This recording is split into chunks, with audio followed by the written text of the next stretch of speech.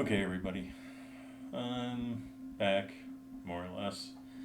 Anyway, so today I wanted to talk about black and white photography and why. Um, I've had a few people ask me why I would shoot black and white photos, and um, even my own wife asked me at one point because I grabbed the Leica Monochrome camera when we were leaving. So, um, even before I had the Leica Monochrome, my Leica Type 109, I always shot it in high contrast black and white. I generally shoot black and white film. So, um, the reasons for buying the Leica Monochrome are relatively simple.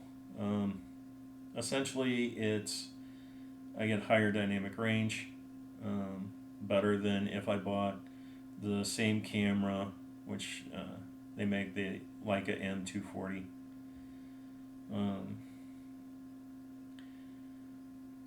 So higher dynamic range. It doesn't have the. I'm not sure which filter Leica uses for its color cameras, but essentially all cameras are black and white cameras. They add a color filter over top the sensor to produce the color images. So now I could and have taken pictures, with my Fuji XH1 and converted them to black and white. Same with the Leica Type 109. I do shoot in RAW. Which begs the question, why am I always shooting in black and white? Well, I grew up in an era where I watched black and white TV for a number of years. Probably wasn't until I was in high school until we got our first color TV. So, there's probably a little bit there. Black and white film has always been cheaper to get processed, typically faster to get processed because it's a simpler process.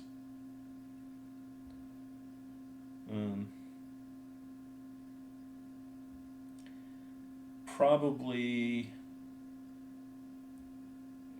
looking at photos on my computer,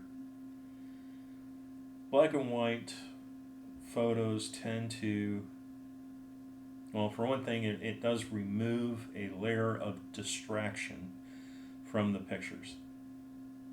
And what do I mean by that? Well, commonly in street photography, and there's a reason a lot of street photographers shoot black and white, but you get a jumble of colors, and the colors can actually make a photograph visually noisier. If you don't have good complementary colors, the photos, despite having good composition, probably aren't going to look as pleasant. Now, so, that's one reason. The other reason, and more so today, where I live,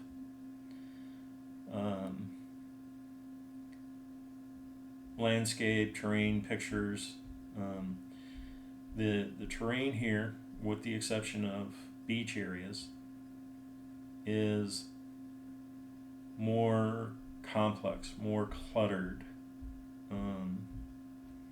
So by removing the layer of color distraction, I am making the pictures somewhat simpler in nature, um, because it can have a busier background and not take away from the subject as much.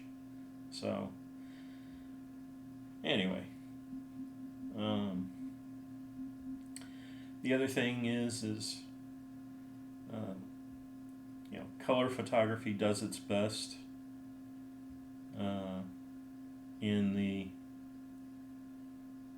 golden hour or blue hour, um, basically during sunrise and sunset.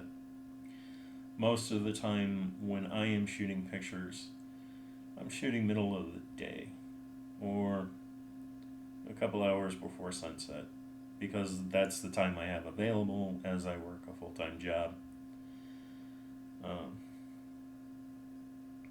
So a lot of times I'm dealing with harsh, direct sunlight,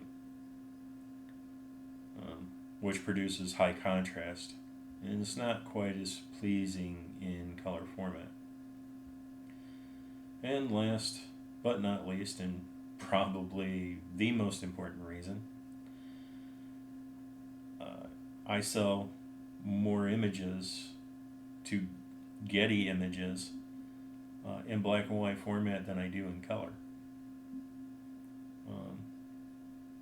So the bottom line is I make money there. So anyway, that's me. That's my preference. And those are my circumstances. Every person, every location is unique. Now, of course, I do have a color camera. I have a Fuji X-H1. Of course, the Leica Type 109 actually creates beautiful pictures. Some of my favorite pictures in Taos, New Mexico, I shot in color. But the other thing is again, different people have different tastes, and our decorations in our house are mostly black and white. My office chair is white, and my wife's office chair is white. Our sofa is white. Our recliners are white.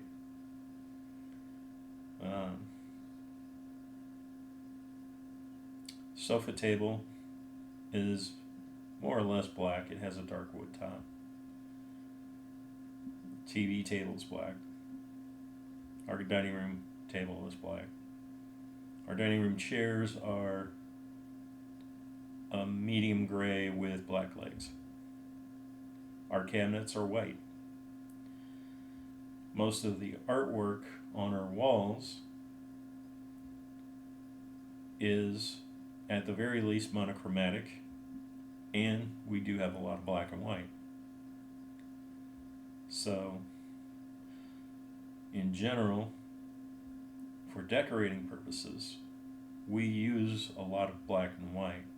So it's very easy to place a black and white image in our decorating. We have some beautiful sunset pictures, but they don't go with our decor. So, anyway, that's me. That's my preference, and that's the situation that I live in, and what I do. So, anyway, I hope you enjoyed this video. If you did, please like and subscribe. Additional reminder, I do have 2 more cameras to give away. I'm sorry, actually I have 3 cameras to give away. So the last camera drawing will be April 1st at this point in time. I do have a Patreon page. If I ever get subscribers and we start collecting money there, the proceeds will actually go towards purchasing cameras, used cameras, to give away. So, if I don't get any additional subscribers or